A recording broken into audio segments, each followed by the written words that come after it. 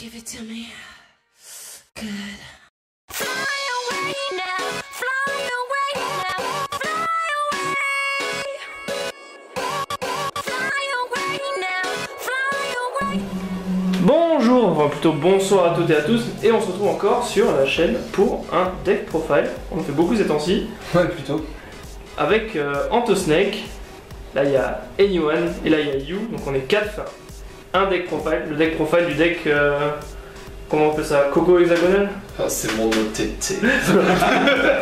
C'est mon... Spécial dédicace à Kim. C'est un peu privé de joke là quand même. C'est pas grave. Captain, c'est super. Ouais, non, c'est mon Coco Magus. Je l'appelle comme ça, c'est mon tétard. Ouais, peut-être parce que c'est comme ça que le les communautés. Bah oui. Bah ouais. Non, mais j'ai pas vu beaucoup de compos. Voilà, c'est un deck assez inhabituel. C'est une petite compo perso. Je me suis dit, en fait, je voulais ressortir mes cocos parce que c'est une carte que j'ai toujours beaucoup aimée. Mais il n'y a pas eu beaucoup de support de sortie, à part Lulu qui était sorti par un temps, qui donnait vraiment un truc sympa avec Cookie où le deck a fait méta pendant un temps. Mais qui donnait des résultats en fait, le deck faisait pas des combos vraiment énormes. Et là c'est un petit deck que j'ai créé où ça demande un peu plus de se creuser la tête, surtout dans l'ordre de résolution des effets, qui donne des résultats vraiment pas mal. Donc la base du deck bien sûr c'est les 3 hexagonales et les 4 Scarlet Witch Coco. Donc le but principal, en fait le but du deck c'était peu importe quel G3 je vais rider, que ce soit le break ride ou Coco, dans tous les cas j'aurai de l'effet, j'aurai de la pioche. Si je commence par rider hexagonal, le skill de Lulu s'active, donc je la call, je Soul Blast 2, je pioche une. Et si je ride Coco, et ben, effet classique, pareil, je Soul Blast 2, Counter Blast 2 et là je pioche 3. Donc ce qui est vachement intéressant en fait, c'est que les deux sont totalement en synergie. C'est-à-dire que si je ride Coco sur hexagonal, vu que hexagonal sera la seule carte que j'aurai en soul à ce moment-là, je pourrais faire en premier l'effet du break ride hexagonal, donc faire d'abord Coco, pardon. Donc CB2, je draw 2, et après skill hexagonal, j'en garde les 3 points grâce sur mon deck, j'en prends une en main, et les deux autres que je les remets dans l'ordre que je veux au-dessus de mon deck. Ce qui va me donner accès au trigger dans l'ordre vraiment que je veux, et mettre vraiment la pression à l'adversaire. Donc du coup le but du deck ça va vraiment être de gérer la soul au maximum pour débloquer vraiment les effets de pioche en masse. Il y a une cookie en rab qui est là juste en splash parce qu'il me manque surtout une hexagonale en fait à cette heure-ci et que je déteste jouer à 7G3. Je préfère vraiment jouer à 8 et parce que c'est cool. Tout simplement. Analyse de metagame absolument incroyable. Donc les cartes de support du deck, ça va être d'une part les briolettes qui vont me permettre en fait de gérer vraiment ma soul de manière vraiment millimétrée. Donc briolette, pour ceux qui ne connaissent pas, je Soul Blast 1, je pioche une carte et je la remets au-dessus du deck. Donc en fait c'est pas vraiment combo avec, je trouve que c'est pas énormément combo avec le break ride en fait. Ou même avec tout le reste du deck, mais c'est juste l'effet de Soul Blast 1 qu'on retrouve nulle part ailleurs avec les OTT en fait. Tous les Soul Blast qu'on va retrouver c'est des Soul Blast 2 essentiellement. Moi j'ai privilégié Limonade par rapport à Luckbird. Limonade me donnant accès à un déflip 2 me permettant de vraiment abuser de l'effet cookie derrière. Coco. Coco, j'ai du mal ce soir. Cookio. Et le truc en fait, le truc du deck c'est que les G3 vont vraiment rester en main soit pour être défaussés via les perfects, soit pour être ridés pour réutiliser les effets au fur et à mesure, vu que derrière Limonade va me déflip 2 pour l'effet Coco. À côté j'alimente la soul soit avec mon Psychic Bird qui va me permettre de draw une, soit via les rides en fait pour vraiment débloquer tous mes effets. Vu que je pioche énormément avec le deck, je suis parti sur une base 12 crit, 4 heal, sachant que le heal repart au deck en plus, ça c'est vraiment l'effet qui se coule des OTT. Swag, heal en SP. Ouais. Ça c'est du bon TT. Tu l'as pas le chef. Hein. Ah si en plus. Si, on a... Merde.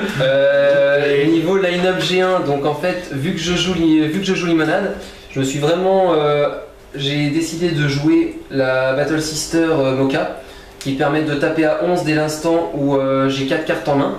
Donc avec les monades, en fait, ça permet de faire les colonnes à 16. Ce qui est moche, c'est que t'as très peu de Vanguard à 11 en réalité. J'ai 6 cartes quand même qui permettent de taper à 11.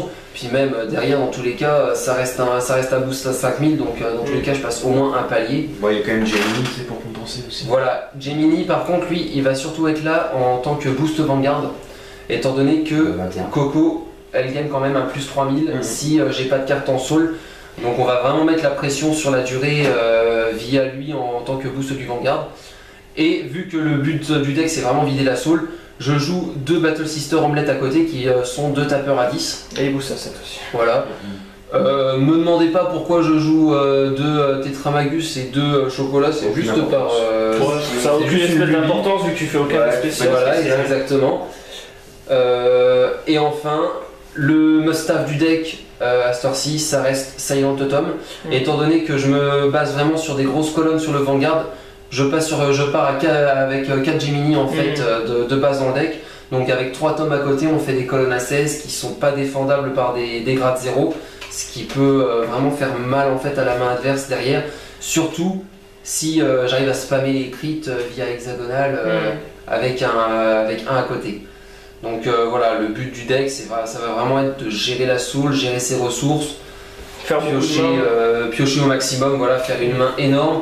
D'une part pour remplacer les attaquants si l'adversaire essaie de compenser le CA, et puis d'autre part pour défendre au maximum. C'est très rare que après un tour de break ride, j'ai pas au moins 54 shields en main, quoi. Ça vient vraiment très facilement. Au moins 3 triggers très rapidement. J'ai toujours au moins 34 shields via les triggers. Puis derrière, c'est toujours des petits. Puis c'est l'avantage surtout de jouer que des crits et que des heals. C'est pas que de défense à 5. Voilà, aucune défense à 5 via les grades 0, c'est que les shields à 10. Donc j'assure vraiment ma défense, quoi. Derrière, il y a niveau trigger, voilà, il n'y a que Luckbird, Psychic Bird, je veux dire, qui va vraiment être utile, parce qu'il va aller d'une part alimenter la soul pour débloquer les effets limonade et piocher une carte derrière. Donc vraiment un build que j'ai imaginé, que je trouve vraiment très sympa et que j'ai beaucoup de plaisir à jouer, quoi. Après, j'ai les 2 Battle Sister Tart en splash en fait. C'est un must-have si je peux rider Vanilla.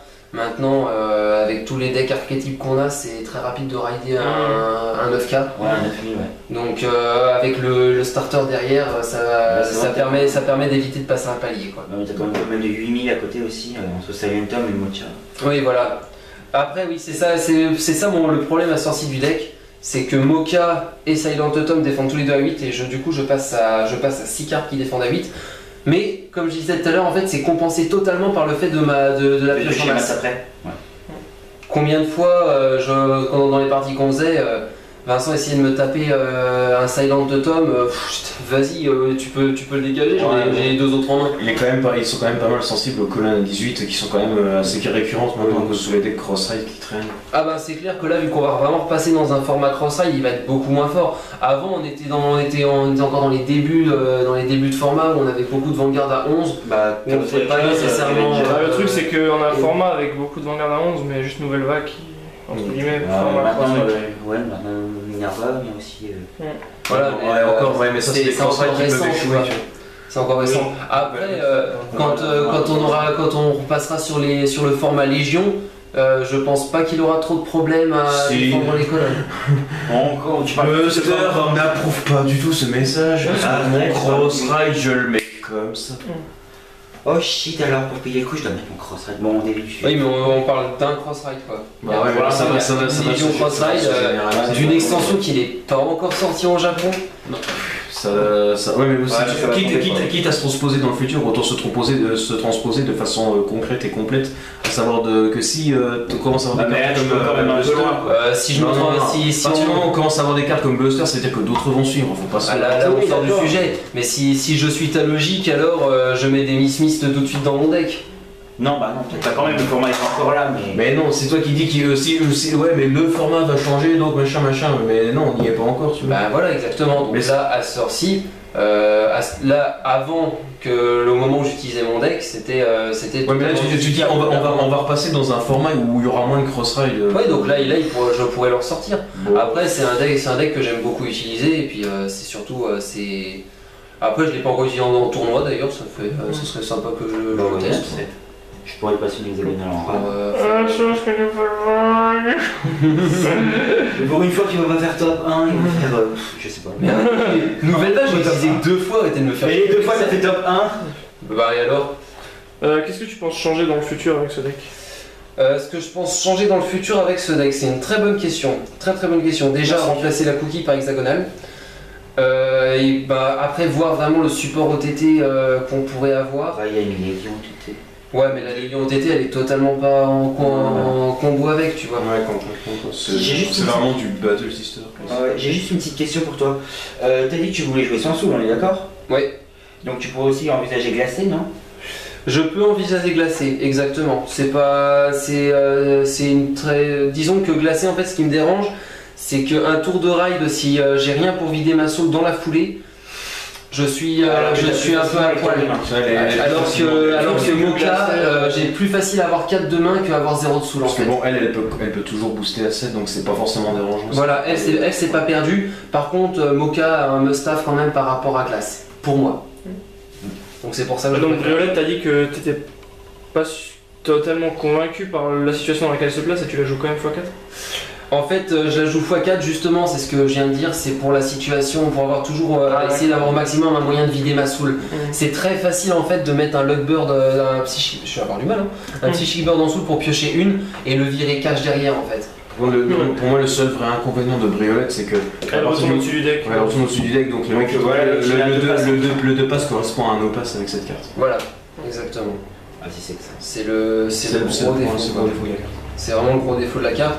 Mais bon, derrière, de toute façon, il va me mettre un 2 passes, mais elle m'aura permis de débloquer le palier via Coco. Donc du coup, mon adversaire sera quand même obligé de mettre 5-4 shields en plus, même, donc ça revient exactement même au final. Non, puis elle, c'est marrant, mais elle débloque la colonne à 23 aussi.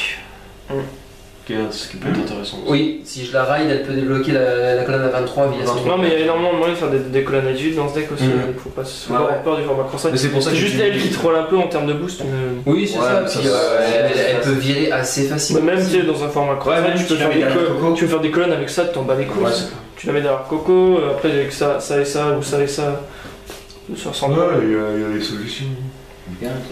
Bon, je pense qu'on a tout lu sur le deck ou tu veux encore ajouter un mot? Je pense qu'on a fait le tour sur le deck.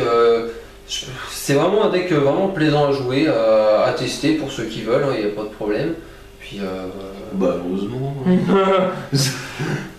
Bon voilà, on va enchaîner sur un deuxième deck profile et on fait lequel? On vous souhaite une bonne soirée. A plus. À plus.